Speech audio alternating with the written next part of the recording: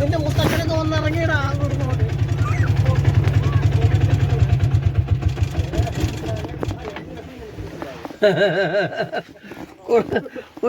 പൈസ കൊടു ചേട്ടാ, പൈസ കൊടു. വീടല്ലേ അതിന്റെ മതി പോകട്ടെ അപ്പല്ലേ. ಇಲ್ಲಿ ಮಾತಾಡಕ್ ಮೈ ಅಲ್ಲೇ ಇವ್ ನೋಡಕ್ಕ ತನ್ನ ಇಡ್ತೋಡ. ಹೌದು ನಾನು ಕೊಯ್ಗಿದೆ ಬುದ್ಧಿ ಮಾಲ್ದ వంటి పైస వెళ్ళి పైస వంటి 200 ರೂಪಾಯಿ ಉಂಟಾ ಆ ಪಾಕೆಟ್? ఏది పాకెట్ ఏది పాకెట్ వేరే వెళ్ళి എനിക്ക് കൂടെ അത് പറഞ്ഞാൽ നമുക്ക് മനസ്സിലായി. ഇനിക്കോ തന്നെ പൈസ കൊടുത്താൽ മതി. അവിടേക്ക് നോക്കിയാൽ ഇന്നല്ല കുറയ്ക്കണ്ടേ, അവിടെ കുറയ്ക്കൂ. റബ്ബർ കൊമ്പ് മുറിക്ക് ശിവൻ, ശിവ എൻ ശിവയാണ്. ചീക്കുള്ള മരം ഓടി കെട്ടിയത് ഹോസ്പിറ്റലിൽ കൊടുക്കും. ചേട്ടാ നോക്കി തലവേദന, ചെവിവേദന, അപ്പോൾ 10-200 രൂപ ഓടിയിട്ടുള്ളൂ. അതുകൊണ്ടൊന്ന് ഹോസ്പിറ്റലിൽ കൊടുക്കുമ്പോൾ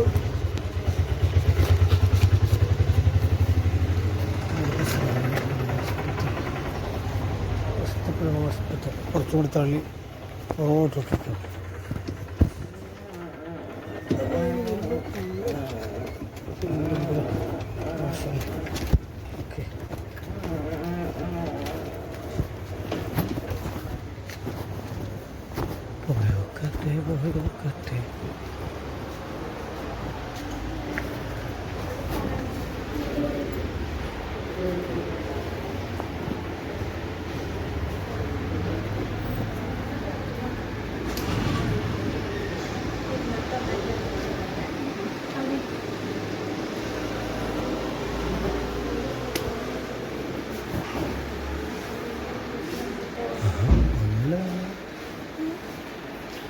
വരിക ഓട്ടോറിക്ഷക്കാരൻ ഷാജി മോടി കൊണ്ടുവന്ന പൈസ കൊടുക്കും. ചെവിക്കകത്ത് കുരുക്കളോ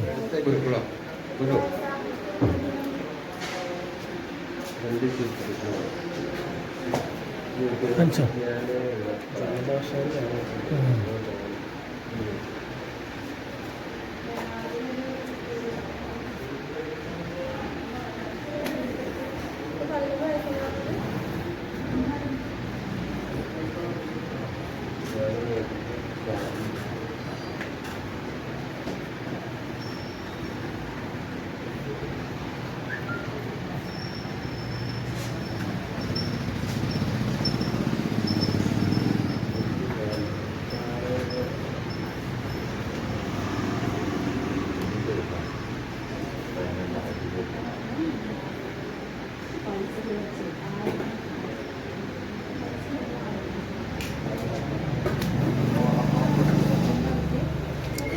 ചെവിവേദന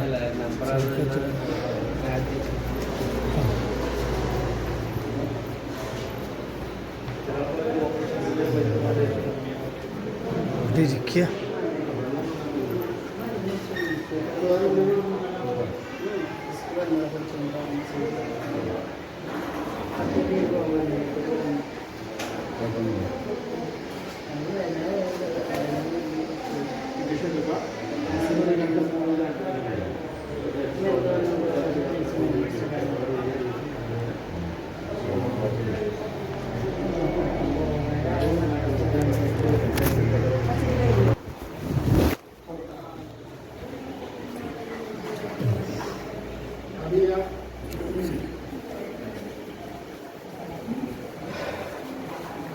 ചെവിവേദന, ചെവിക്കകത്തെന്താ കുരുക്കളെന്തുണ്ടെന്ന് പറഞ്ഞാൽ ചെവി ഇങ്ങനെ അവൾക്ക് വീർക്കുന്ന മാതിരിയൊക്കെ തോന്നുന്നൊക്കെ പറയും. അത് വേദന കൊണ്ടാന്ന് പറയില്ല, അതുകൊണ്ടാണ് അല്ലേ? അനങ്ങുന്നൊന്നുമില്ലല്ലോ.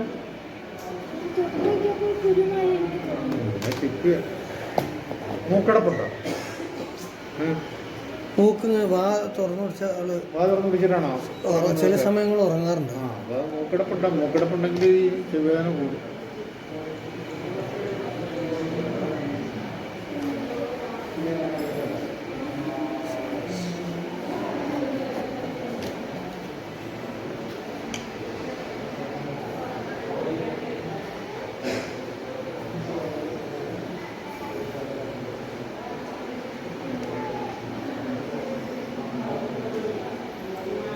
ചൊറിച്ചിലുണ്ട്.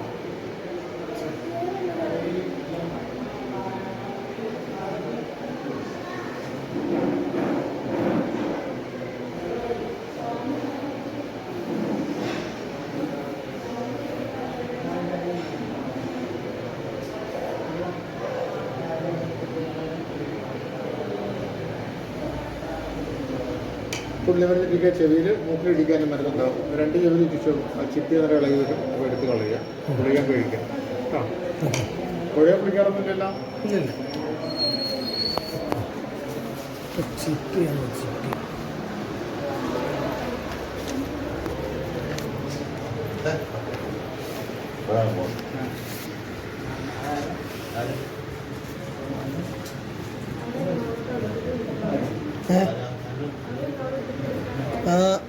ആയിക്കോട്ടെ, ഇവിടെ ഇരിക്കാം. നമുക്ക് കുറച്ച് തന്നെ വിളിക്കാം. നമുക്ക് നമ്മുടെ ഓട്ടോറിക്ഷ പോയിരിക്കാം. ഇവിടെ ഇരിക്കാൻ സ്ഥലമില്ല.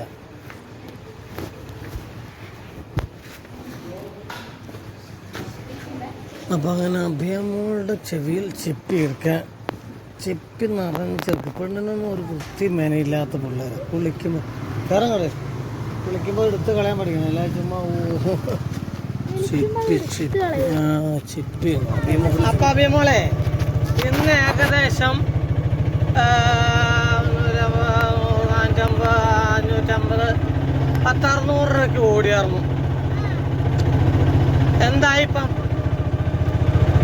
360 രൂപ എന്തായി? അണ്ണന് കൊടുക്കേണ്ട വന്നു. അല്ല, അണ്ണനല്ലല്ലോ, മാർക്കി കൊടുക്കേണ്ട വന്നു. പിന്നെ ആ റബ്ബർ മണിയച്ഛൻ്റെ പറമ്പിലേക്ക് വീഴുമെന്ന് പറഞ്ഞിരുന്ന റബ്ബർ വെട്ടി അതിന് കൊടുക്കണം 500. ആ കൊമ്പടക്കം വെട്ടി. ഞാൻ പയത്ത് പാലും ഉണ്ടാവില്ല, അത് കഴിഞ്ഞ് ഉണങ്ങി പോവുള്ളൂ. കാരണം അങ്ങനെ ഈ സന്ധ്യ സമയത്ത് പകൽ കിടന്നോടുന്നു, രാത്രിയിൽ അത് അപ്പം തന്നെ ഉപയോഗശൂന്യമായ രീതിയിൽ അല്ല, ഒന്ന് ചെയ്യുമ്പോഴാണല്ലോ ഒന്നിന് വളാവും അല്ലേ? നീ തന്നിട്ട് എന്താ കാര്യം? നീ എന്തേ തരണേ? നീ ഒന്നും തരണ. നീ ഒരു കാര്യം ചെയ്യും, നീ ആ പൈസ എത്രയുണ്ട്? ഒരു 500 കൊടുത്ത് നിന്റെ കരോട്ട മാഷിന് കൊടുക്കളാം. ഓക്കെ, എന്നിട്ട് നമുക്ക് അടുത്ത ഞായറാഴ്ച ആകുമ്പോഴത്തേക്കും, അടുത്ത ഞായറാഴ്ച അല്ലെങ്കിൽ നമുക്ക് ഈ ഞായറാഴ്ച എന്തായാലും പറ്റത്തില്ലല്ലോ. അല്ലെങ്കിൽ നമുക്കൊരു കാര്യം ചെയ്യാം, ഈ ഞായറാഴ്ച എന്ത് ചെയ്യുന്ന അറിയാമോ? പാട്ട് പഠിക്കാൻ വേണ്ടി 1000 രൂപ കൊണ്ട് പോവുക.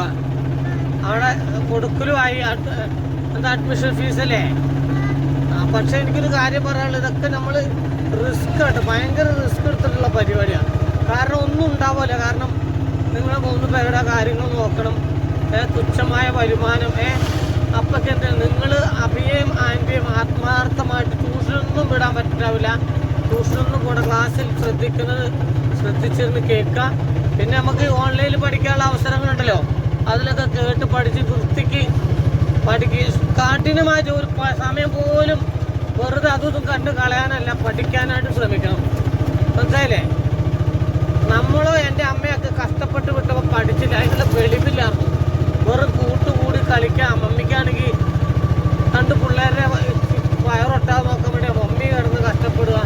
അതിനിടയ്ക്ക് പഠിക്കുക പിള്ളേരെന്ന് പറയുന്നുണ്ട്. പഠിക്കാൻ പിള്ളേർ നമ്മളത് മനസ്സ് വെച്ചിട്ടില്ല. അതുകൊണ്ടാണ് നമുക്ക് എന്ത് ചെയ്യാൻ പറ്റിയത്. ഞാനൊക്കെ ഇത്ര വഷളൻ, ഒരു പോഴൻ, ഒരു മെനകെട്ട സ്വഭാവത്തിനോട് വരുന്നത്. കാരണം വിദ്യാഭ്യാസം ഉണ്ടെങ്കിലാണ് നമുക്ക് കുറേയൊക്കെ സ്റ്റാൻഡേർഡായിട്ട് മറ്റുള്ളവരോട് പെരുമാറാനും പല കാര്യങ്ങളൊക്കെ ചെയ്യാൻ കഴിയുക. മനസ്സിലായില്ലേ? അല്ലാതെ നമ്മൾ മറ്റുള്ളവൻ മേടിക്കുന്ന ബാഗിൻ്റെ അതേ ക്വാളിറ്റിയിൽ മേടിക്കണം. മറ്റുള്ളവൻ കൊണ്ടുവരുന്ന ലഞ്ച് ബോക്സ്, മറ്റുള്ളവൻ കൊണ്ടുവരുന്ന പെൻസില്, അതൊന്നും നോക്കിയാണ്ട് ഇവിടെ മേടിക്കാൻ പറഞ്ഞാൽ നടക്കൂല. അതൊന്നുമല്ല, പഠിക്കുകയാണ് മെയിനായിട്ട്. അത് മനസ്സിലായില്ലേ? സ്വന്തമായിട്ട് കാലിൽ നിൽക്കാനൊരു പ്രാപ്തി ആവുന്നതോട് വരെ നിന്ന് അങ്ങനത്തെ സാഹചര്യത്തിലാണ് ഇനി അങ്ങോട്ട് ജീവിക്കാൻ പറ്റുള്ളൂ. മനസ്സിലായില്ലേ? വെറുതെ ഈ വണ്ടി കയറി ഇങ്ങനെ ബസ്സിൽ പോയി അതൊന്നും കാര്യമില്ല. പഠിക്കണം. പഠിത്തം മെയിനാണ്. പഠിത്തം മെയിനാണ്, അല്ലാതെ നടക്കില്ല. മനസ്സിലായില്ല? നമ്മൾ പറയണത് കേൾക്കാൻ താല്പര്യമില്ല, പഠിഞ്ഞേ പറ്റുള്ളൂ. കാരണം ഇതൊക്കെ ഒരു ഓക്കെ. എല്ലാവിധ ആശംസകളും. Good night.